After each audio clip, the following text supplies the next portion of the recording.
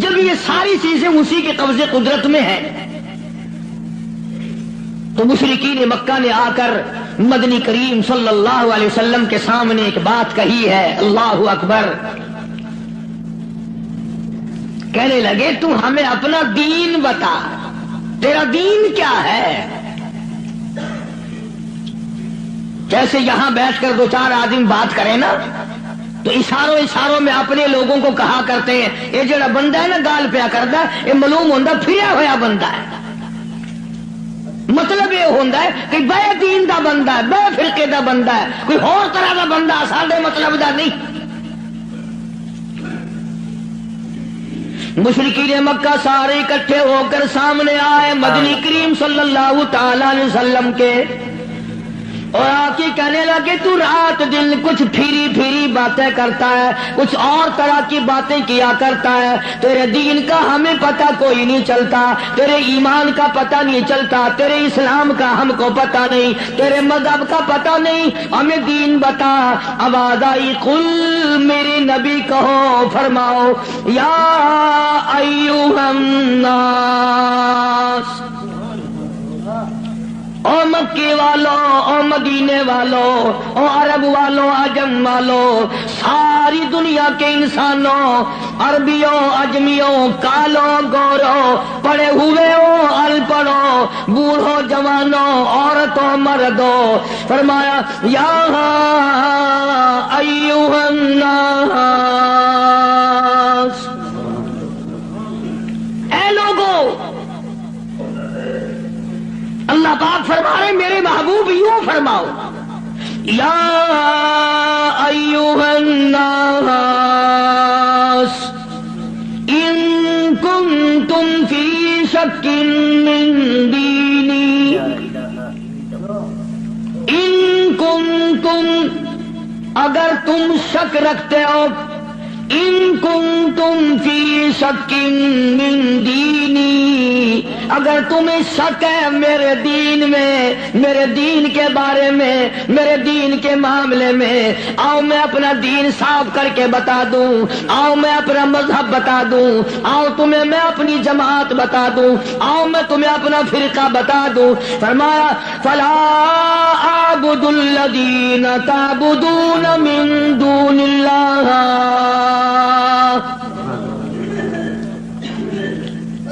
یہ ہے میرا مذہب،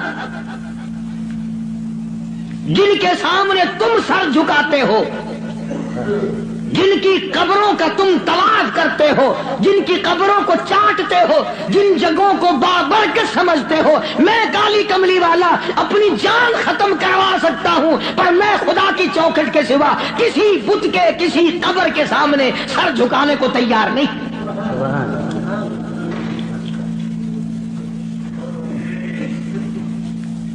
سرکار مدینہ صلی اللہ علیہ وسلم نے ابراہیم علیہ السلام کی قبر کے سامنے سر نہیں جھکایا، تم ننگوں کی قبروں کے سامنے سر جھکاتے ہو۔ مدنی کریم صلی اللہ تعالی علیہ وسلم نے اسماعیل علیہ السلام کی قبر کے سامنے سر نہ جھکایا، یعقوب علیہ السلام کی قبر کے سامنے سر نہیں جھکایا، یوسف علیہ السلام کی قبر کے سامنے سر نہیں جھکایا، موسیٰ علیہ السلام کی قبر کے سامنے سر نہیں جھکایا، اور آپ صاف صاف فرما دیا فلا اعبد الذین تعبدون من دون اللہ، میں ہرگز کسی اور کی عبادت کرنے کو تیار نہیں،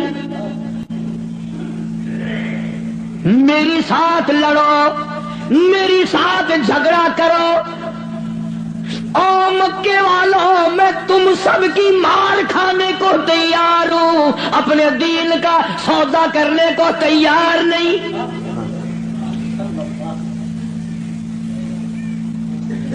رات کو مارا، دن کو مارا، صبح مارا، شام مارا، اپنوں نے مارا، غیروں نے مارا، خدا کی قسم مکے کے مردوں نے مارا، آمنہ کے درے یتیم کو مکے کی عورتوں نے مارا۔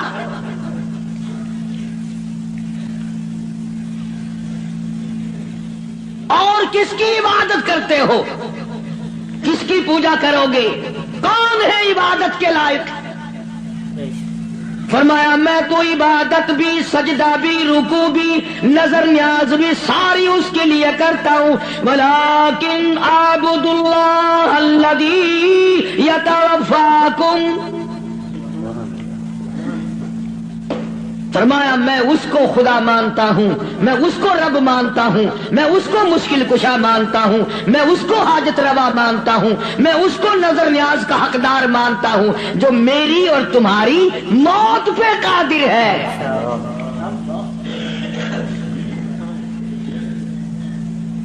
اللہ پاک جل شانہ نے کتنی بڑی دلیل عطا فرمائی. جو کسی کو مارتا ہو، زندہ کرتا ہو، پیدا کرتا ہو، وہ خدا ہے. جو مر جائے وہ خدا نہیں. بھلا جس کی خود موت آ جائے وہ خدا کیسے ہے؟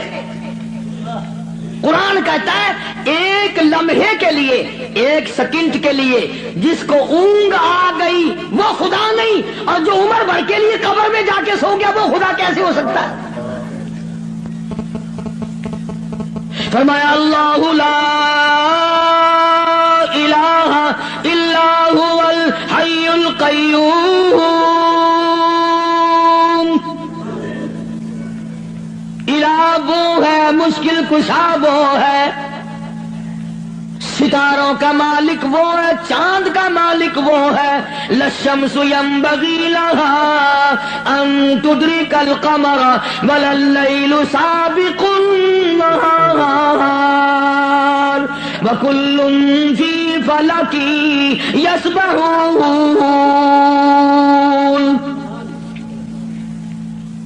فرمایا کتنی مدت گزر گئی، چاند سورج کو گردش کرتے، کبھی ٹکر ہوئی، کبھی ایکسیڈنٹ ہوا. رات دن کو کتنے دن ہو گئے چلتے ہوئے، کبھی تک آپس میں ٹکراؤ تصادم ہوا. تو ارشاد فرمایا محمد عربی صلی اللہ علیہ وسلم کی زبان سے، اللہ پاک نے کلام خدا ہے، زبان مصطفیٰ ہے، حکم خدا کا ہے، زبان کالی کملی والے کی ہے. فرمایا ولیکن اعبد اللہ،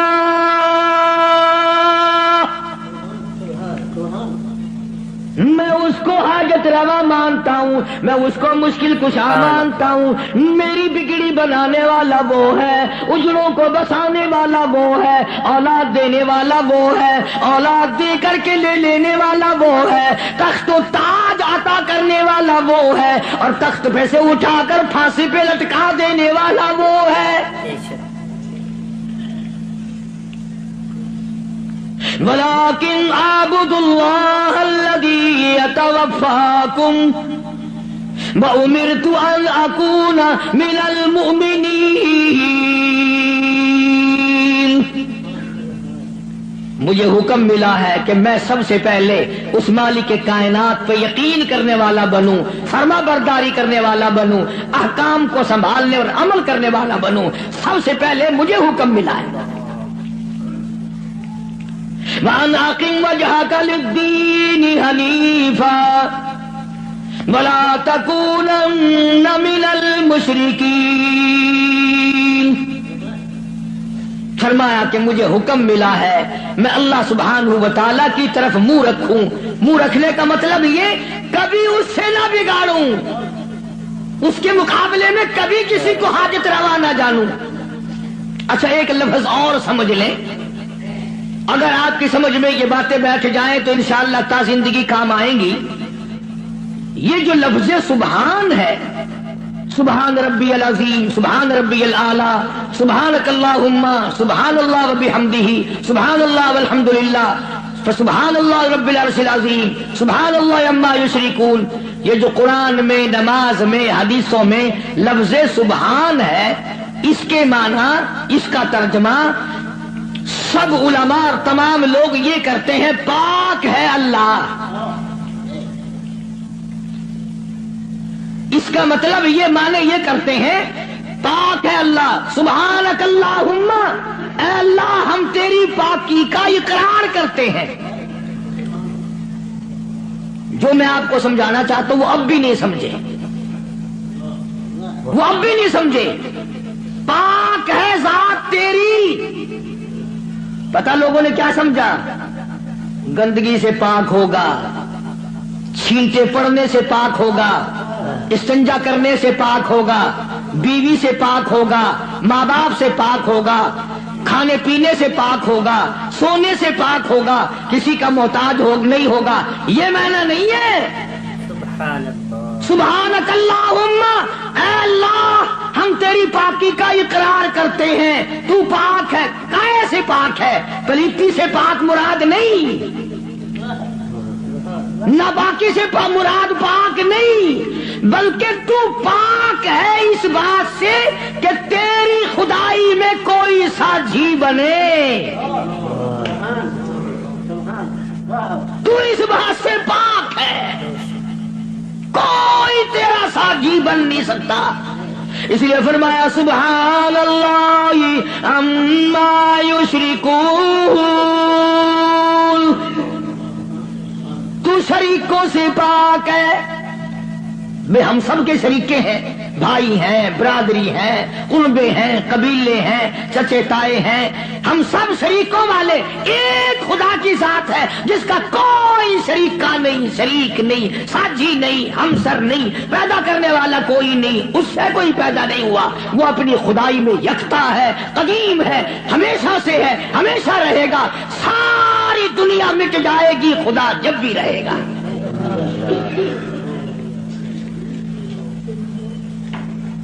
लोग सुभान अल्लाह का माना ये समझते हैं, सारे मौलवी भी सिखावे अल्लाह की जात पाक है। लोग ये समझते हैं गुस्ल खाने में से नहा के निकला होगा, पाक हो गया, पाक है। तमाम उन चीजों से वो पाक है जो मोहताजों में हुआ करती हैं, और वो इतना बड़ा पाक है कि 1,24,000 नबी मिलकर, सुन लो और दिल की तख्ती पे लिख के ले जाओ, आदम अलैहिस्सलाम से लेकर इमामुल अंबिया महबूब किबरिया हजरत मोहम्मद मुस्तफा सल्लल्लाहु ताला अलैहि वसल्लम की जात अक़दस तक 1,24,000 नबी, अबू बकर सिद्दीक से लेकर बिलाल हबशी तक 1,29,000 सहाबा इकराम, हजारों कुतब, हजारों अब्दाल, तमाम के तमाम नबी, रसूल, पैगंबर, सहाबा, वली, कलंदर मिलकर अल्लाह की जात से एक जर्रा बराबर काम जबरदस्ती नहीं करा सकते।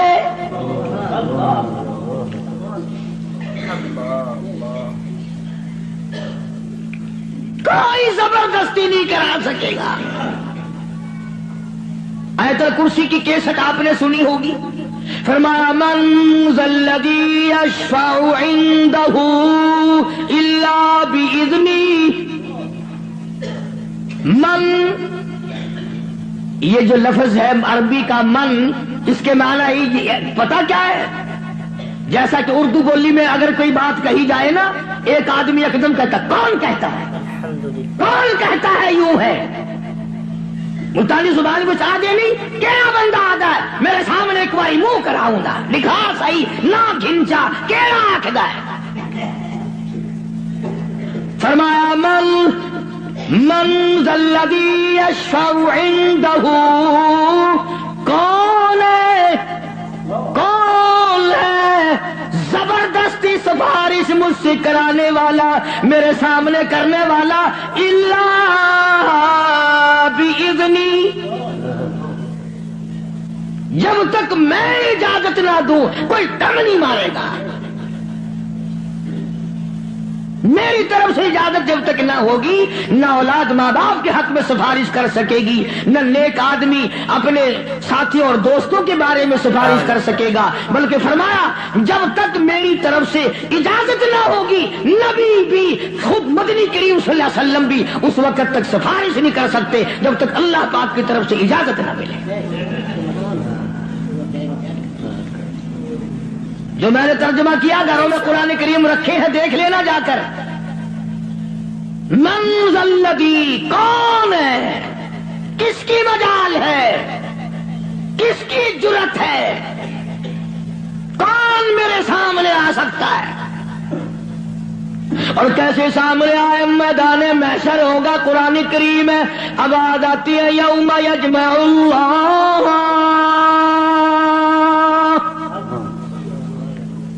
یوم یجمع اللہ الرسل فیقول ماذا اجبتم۔ اللہ پاک سارے نبیوں کو، سارے رسولوں کو، سارے نبیوں کو، سارے پیغمبروں کو جمع کر کے فرمائیں گے کیا تم نے لوگوں کو کہا تھا؟ حالانکہ اللہ پاک جانتا ہے، وہ عالم الغیب ہے، اسے پتہ ہے، مگر پھر بھی ضابطے کو پورا کرنے کے لیے پوچھتا ہے۔ ایک دو کی بات نہیں، یوم یجمع اللہ الرسل، سارے رسولوں سے اللہ پوچھے گا۔ فَيَقُولُ مَاذَا أُجِبْتُمْ، کیا تم نے کہا تھا خدا کے سوا ہماری پوجا کیا کرو، ہماری قبروں کو سجدے کیا کرو، ہماری قبروں کا طواف کیا کرو، ہماری قبروں پہ غلاف چڑھایا کرو، ہماری قبروں پہ دیے بالا کرو، ہماری قبروں پہ پھول چڑھایا کرو۔ فَيَقُولُ مَاذَا أُجِبْتُمْ، کیا تم نے کہا تھا؟ قرآن کریم ہے، سارے کے سارے کانپ جائیں گے، لرز جائیں گے، ڈر جائیں گے، اور سارے نبی فرمائیں گے قالوا لا علم لنا، اے بے لیازی، او بادشاہ، او خالق، او مالک، تیری ذات جانتی ہے، لا علم لنا، ہمیں تو پتہ بھی نہیں یہ بدبخت کب سجدے کرنے آئے، کب پوجا کرنے آئے، کب چراغ جلانے آئے، ہمیں کون سی سردی لگتی تھی، یہ کب غلاف چڑھانے آئے، یہ کب پھول چڑھانے آئے۔ انک انت علام الغیوب،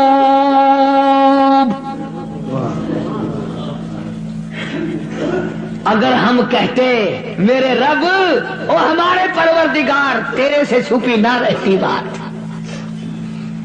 ہم نے نہیں کہا ان کو۔ اللہ سبحانہ و تعالی نے پھر آگے چل کر چند آیتوں کے بعد ایک ایسے پیغمبر کا تفصیلی ذکر فرمایا۔ سبحان اللہ، اللہ اکبر۔ پہلے تو سارے پیغمبروں کا حال بتا دیا، قیامت کے دن یہ بنے گا۔ پھر اگلی آیتوں میں ایک ایسے پیغمبر کا، ایک ایسے رسول کا ذکر خیر فرمایا جن کی ذات کو عیسیٰ علیہ السلام کہتے ہیں، جن کو اس وقت پوری دنیا میں آدھے سے زیادہ آبادی خدا مانتی ہے۔ اس پیغمبر کا صاف پھر اعلان کیا، فرمایا وَإِذْ قَالَ اللَّهُ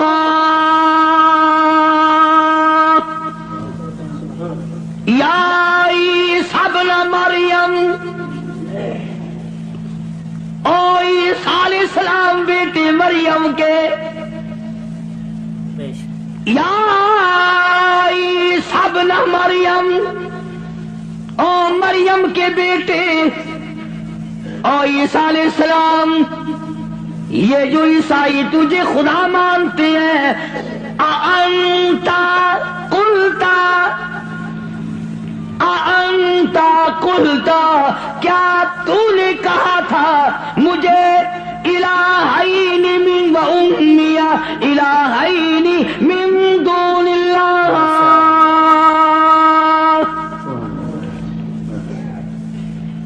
کیوں جناب اے عیسیٰ علیہ السلام، کیا تم نے کہا تھا لوگوں کو کہ مجھے اور میری والدہ کو خدا ماننا؟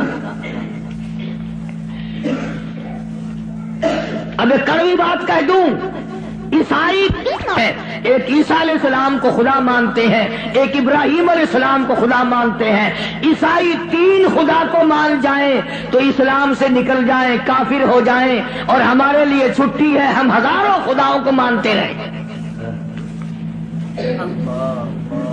الگ الگ تقسیم بنا رکھی، فلانا مرض پاک مائی ٹھیک کرے گی، آخر مچھلی کھیل کے وجہ ہے اس پہ پاک مائی بھی جا کے بنا ہے، انشاءاللہ خیر آ رہے سی۔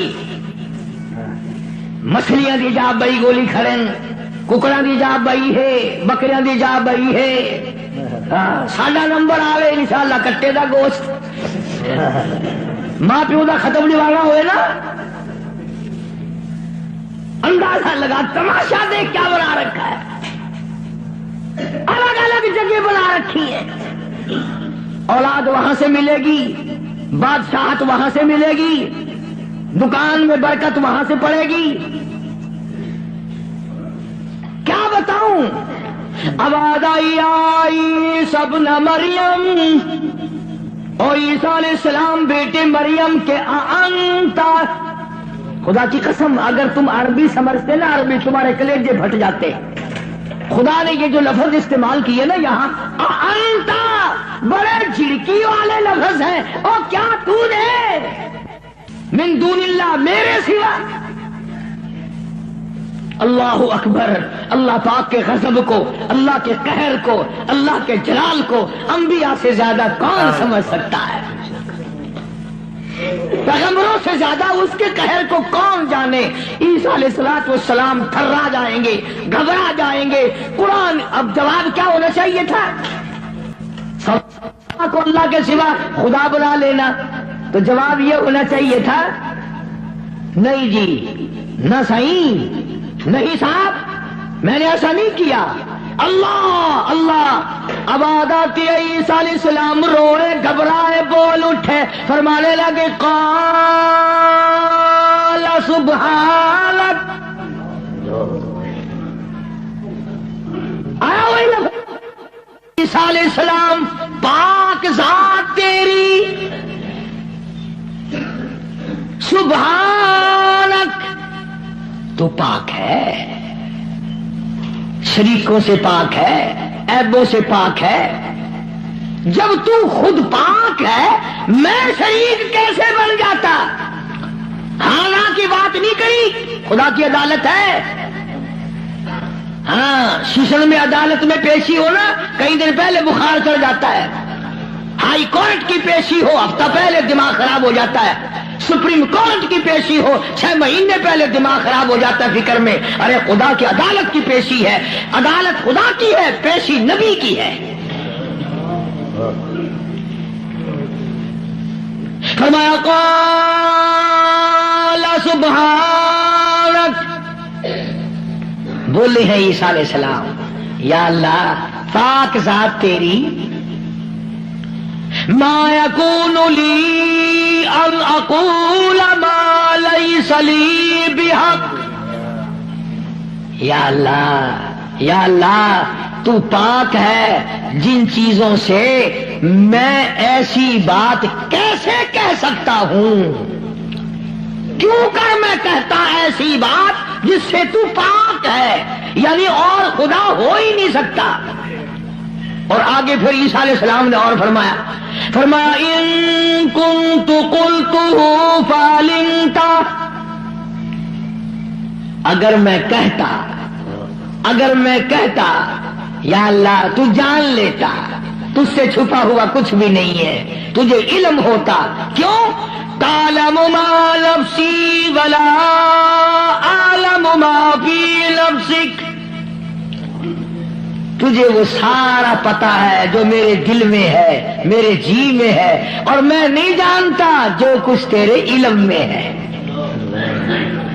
تعلم ما نفسی، تو جانتا ہے جو کچھ میرے دل میں ہے، میرے جی میں ہے. ولا اعلم ما فی نفسک، میں نہیں جانتا جو کچھ تیرے علم میں ہے.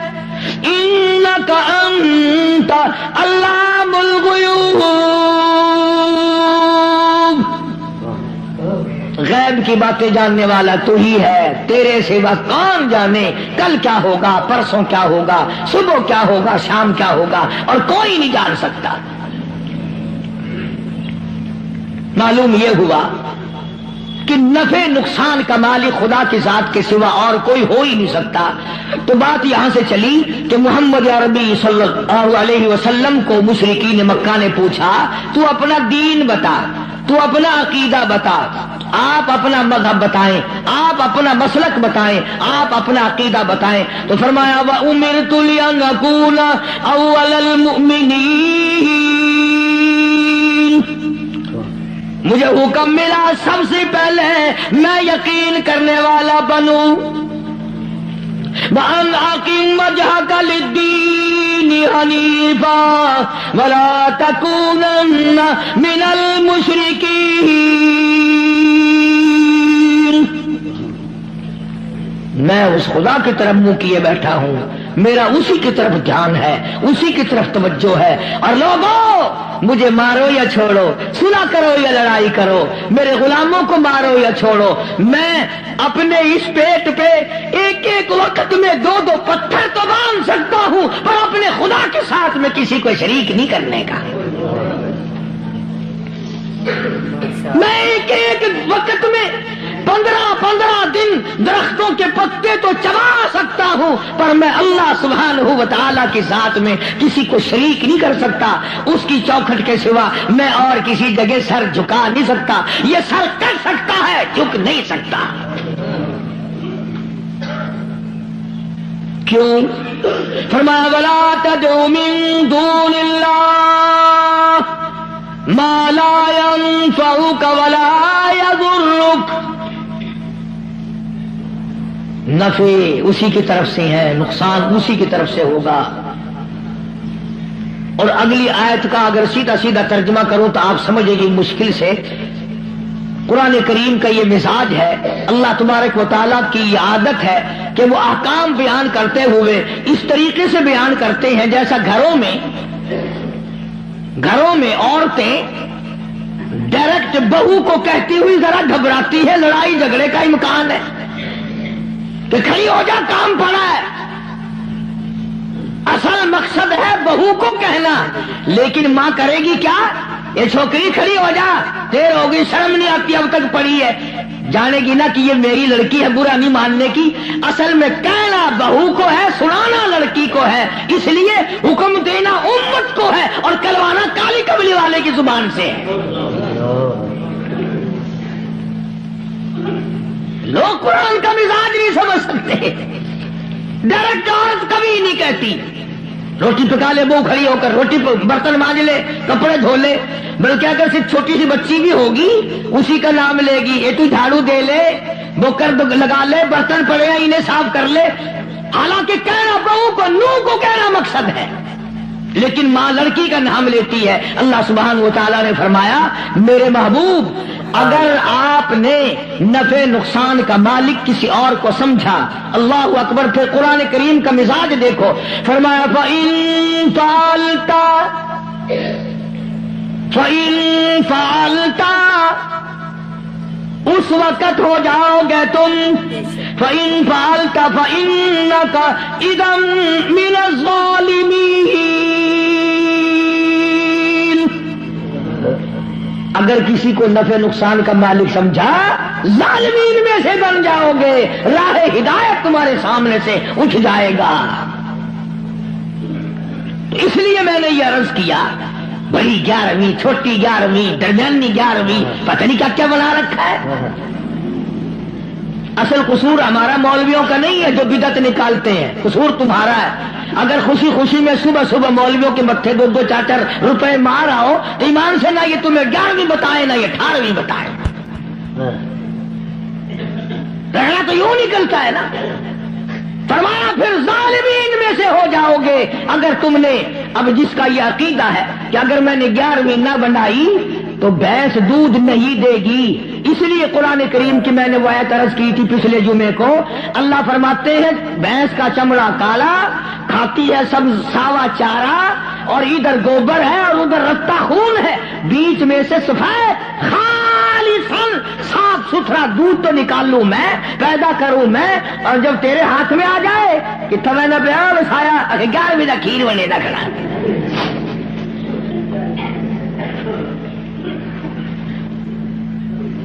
فرمایا یہ کیا ایک ایک قطرہ دودھ کا، ایک ایک قطرہ خالصاً. لوگوں نے یہ سمجھا پانی ملا ہوا نہیں ہوگا. یہ جو لفظ خالص ہے قرآن کریم میں، اس کے لوگوں نے یہ سمجھا ہوگا کہ خالص ہوگا بغیر پانی کا. نہیں، یہ بات نہیں، بلکہ اللہ پاک فرماتے ہیں پانی سے بھی پاک ہے. خالصاً میرے نام کے سوا اس دودھ کا ایک قطرہ پیدا کرنے والا کوئی نہیں. خالصاً ایک بوند دودھ کی میرے سوا کوئی نہیں بنا سکتا. اس لیے فرمایا وَيَمْسَسْكَ اللَّهُ. اللہ اللہ. سورۃ یونس کا آخری رکوع ہے، 11واں سپارہ ہے. دیکھا 11ویں کا ثبوت 11ویں سپارے میں. میں نے ایک مولوی صاحب سے پوچھا، میں نے کہا جی 11ویں کا کچھ ثبوت بھی ہے؟ آخر ہاں. میں کہا کتنے؟ اگر 11واں سپارہ نہیں کھڑا قرآن میں. میں کہا ہے اکبر 11ویں ثابت تھی گئی.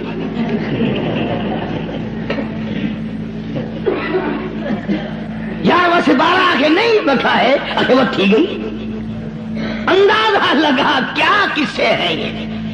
اللہ پاک ہماری رگوں سے بڑا واقف ہے، جانتا ہے نا آدمیوں کی کمزوریوں کو، اور خود اس نے جو بنایا.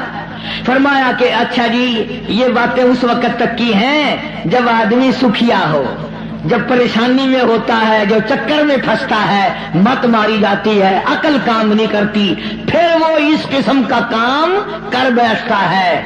اللہ پاک نے فرمایا وَإِيَمْسَسْكَ اللَّهُ بِضُرٍّ فَلَا كَاشِفَ لَهُ إِلَّا هُوَ. اگر کسی کو دکھ پہنچے، کوئی چکر آ پڑے، کوئی مصیبت آ پڑے، کوئی دکھ آ پڑے، کوئی پریشانی آ پڑے، الا ہو، میرے سوا کوئی دور کرنے والا نہیں. کون ہے؟ تیرا بخار اتارنے والا کوئی نہیں، تیری بگڑی ہوئی بنانے والا کوئی نہیں، تیری خالی جھولی کو بھرنے والا کوئی نہیں، تیری خالی جیب کو بھرنے والا کوئی نہیں، تجھ بے علم کو علمدار بنانے والا اس کے سوا کوئی نہیں. فرمایا وَإِن يُرِدْكَ بِخَيْرٍ فَلَا رَادَّ لِفَضْلِهِ. اگر کوئی کسی کو اچھائی پہنچانا چاہے تو میرے حکم کے سوا پہنچ نہیں سکتی. اللہ نے سارے واقعات قرآن کریم میں سمجھا دیے. اب قوم مسلمان اگر قرآن کی طرف توجہ نہ دے، تمہیں اخبار پڑھنا آتا ہے، تمہیں رسالے پڑھنے آتے ہیں، تمہیں ڈائجسٹ پڑھنے آتے ہیں، تمہیں ناول پڑھنے آتے ہیں، تمہیں کتابیں پڑھنی آتی ہیں، اگر تمہیں نہیں آتا تو خدا کا قرآن سمجھنا نہیں آتا. کبھی کوئی اب باپ اپنے بیٹے کو اس نیت سے نہیں پڑھاتا میرا بیٹا پڑھے گا، قرآن کا ترجمہ سیکھے گا، میں تو ان پڑھ رہ گیا، مجھے بھی سنایا کرے گا، میری اپنی اماں کو بھی سنایا کرے گا. اس نیت سے کون پڑھاتا ہے؟ نیت بات پہلے ہوتی ہے، بعد میں آگے ہم لوگ چلتے ہیں. قرآن سے دشمنی اس دنیا میں، اس ملک میں، ہندوستان میں سب سے پہلا ترجمہ قرآن کریم کا مجدد الفسانی امام ربانی شیخ احمد فاروقی سرہندی رحمت اللہ علیہ نے کیا. قرآن کا ترجمہ کر دیا فارسی میں. وہ زمانہ فارسی کا تھا، لوگ عموماً فارسی بولا کرتے تھے. دلی میں، آگرے میں، میرٹھ میں دفتری زبان، سرکاری زبان فارسی تھی. تو مجدد الفسانی سرہندی رحمت اللہ علیہ نے قرآن کریم کا ترجمہ فارسی میں کر دیا. اب جتنے بڑے بڑے پیر تھے، گدی نشین تھے، سب کو آگ لگ گئی. اگر قرآن کا ترجمہ لوگوں کے سمجھ میں آ گیا پھر ہماری پوجا کون کرے گا؟ اگر قرآن سمجھ میں لوگوں کی آ گیا پھر ہماری پوجا کون کرے گا؟ چنانچہ سارے پیر فقیر اکٹھے ہو کر بادشاہ کے پاس دلی گئے، احتجاج کیا کہ دیکھو جی ہم یہ بات گوارا نہیں کرنے کے۔ کیا بات جی؟ فقیر ہو، درویش ہو، قلندر ہو، پیر ہو، مولوی ہو، کیسے آئے ہو؟ انہوں نے کہا توبہ توبہ توبہ توبہ، قرآن کی بے ادبی ہو گئی۔ انہوں نے کہا کیا ہوا؟ انہوں نے کہا دیکھو ترجمہ لکھا ہوا تھا نا یوں برابر میں، انہوں نے کہا دیکھو جی قرآن میں است پست لکھ دیا، وہ فارسی زبان لکھی نا حضرت نے ترجمے میں۔ توبہ توبہ، قرآن کی بے ادبی، ملاوٹ کر دی قرآن میں۔ اور اندر کا چور بتایا نہیں کہ ہمیں ڈر یہ ہے کہ اگر قوم قرآن سیکھ گئی تو پھر اتنے کون آئے گا؟ بادشاہ ان کی باتوں میں آ گیا، مجدد الفسانی سرہندی رحمت اللہ علیہ کو طلب کیا، دلی بلایا، اور ایک پیر چلتا ہوا کان میں پھونک ماری آیا بادشاہ کے، کہنے لگا پکا وہابی ہے وہ، وہابی ہو گیا ہے۔ اس پر بھی ایک بات یاد آئی میرے، آپ کو بھی سنا دوں لطیفے کی۔ مولانا اشرف علی تھانوی سب کہہ دو رحمت اللہ علیہ، یوں لکھا ہے کہ ایک گاؤں میں بنیے کی دکان تھی، جیسے ساری دنیا میں تھی اور ہے۔ مولوی صاحب جو تھا امام مسجد، وہ سودا ادھار خریدا کرتا تھا، سبھی ادھار لیا کرتے تھے اس زمانے میں بنیوں سے۔ ایک دن بنیے نے ذرا گرم ہو کر کے مولوی صاحب سے کہہ دیا کہ جی وہ پیسے بہت دنوں کے ہو گئے، پہنچاتے نہیں ہو، کمال ہے تمہاری، لے لے کے کھائے جا رہے ہو، دیتے نہیں ہو۔ مولوی صاحب ناراض ہو گیا، جمعہ جو آیا اس میں اعلان کر دیا آج کے بعد اس بنیے کی دکان سے کوئی سودا نہ خریدے، میں نے تحقیق کی ہے یہ بنیا وہابی ہو گیا ہے۔ اب لوگوں نے تو مولوی کا کہنا ماننا ہی تھا، سارے چھوڑ گئے۔ بنیا صبح بیٹھے، شام کو تھپڑ میں سے یوں ہی خالی اٹھ جائے، بڑا حیران ہے کیا ہوا، یہ تو ہوتا تھا کبھی زیادہ بک گیا کبھی تھوڑا، یہ جنرا کیسے لگ گیا، کوئی نہیں آتا، بالکل بند۔ دو چار دن کے بعد اسے پتا چل گیا کہ مولوی صاحب نے جمعے میں اعلان کیا کہ بنیا وہابی ہو گیا ہے، اس لیے سودا لینے کوئی نہیں آتا۔ بنیا بولنا ہو دیکھو کہاں ماری مولوی نے۔ اس نے سوچا چلو مولوی والے پیسے رہ جائیں گے، آئندہ کاروبار تو کرنا ہے۔ گیا اور جا کر کے ہاتھ جوڑ کے کہنے لگا مولانا وہ پچھلے بھی معاف کر دیے، اور اگلا جو بھی لیا کرو میں پیسے نہیں مانگنے کا۔ بس اگلے جمعے کو مولوی صاحب نے اعلان کر دیا فلانے بڑیے سے سودا خریدا کرو، اس نے وہابی بڑے سے توبہ کر لی۔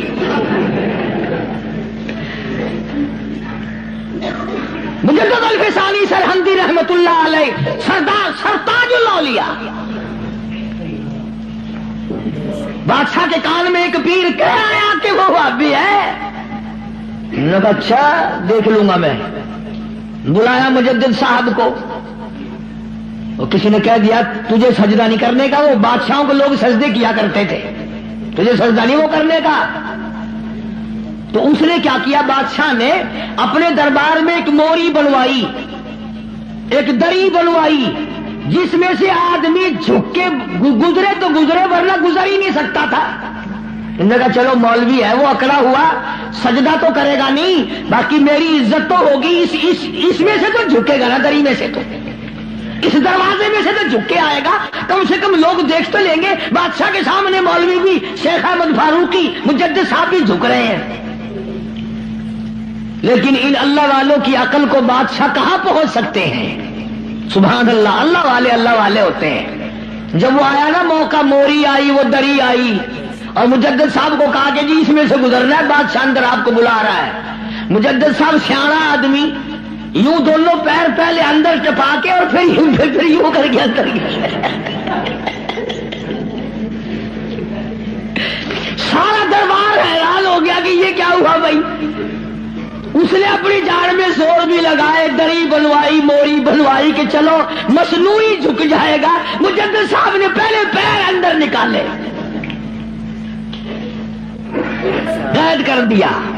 اللہ اللہ اللہ، ہاں قرآن کا ترجمہ جس نے بھی کیا مار کھائی، نبی نے کیا اس کو پتھر لگے، مجدد نے کیا اس کو قید ملی۔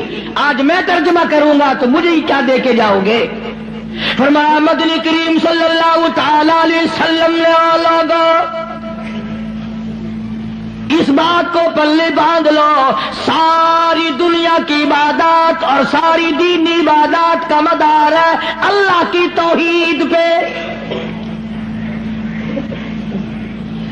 مجدد صاحب کو جیل میں ڈال دیا قرآن کا ترجمہ کرنے کے جرم میں، تو آج ہی کون معاف کرتا ہے قرآن کریم کا جو ترجمہ سنائے گا، جو مصطفیٰ کریم صلی اللہ علیہ وسلم کے ارشاد کو صحیح صحیح سنائے گا، کون سامنے پیش کرے؟ ایک بات تو یاد کرنے کے قابل ہے، اللہ اکبر نبی کا آخری وقت ہے صلی اللہ علیہ وسلم۔ ایمانداری سے بتاؤ، قبلے کی طرف منہ کیے ہوئے سارے باوضو بیٹھے ہو، مرد عورت وضو کے ساتھ بیٹھے ہو، آخری وقت ہو، بالکل آخری وقت ہو، یقین ہو جائے دل کو کسی طرح سے بھی کہ میرا آخری وقت ہے،